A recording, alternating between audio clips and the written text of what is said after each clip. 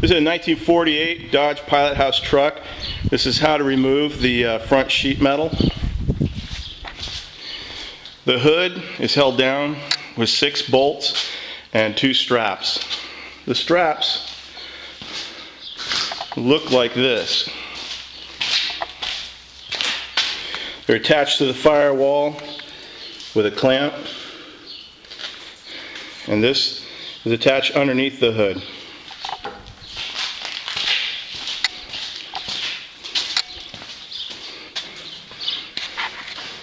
Here's the clamp here on this firewall,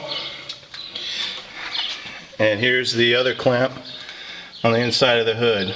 If you have that, you need to remove it. Up on the top, there's 1 bolt here, and then in the front, there's 2 bolts here. This is the radiator baffle right here. Those bolts come out here, and this grill bar, this top grill bar, goes with the hood. So remove 6 bolts, the 2 straps, and it comes off.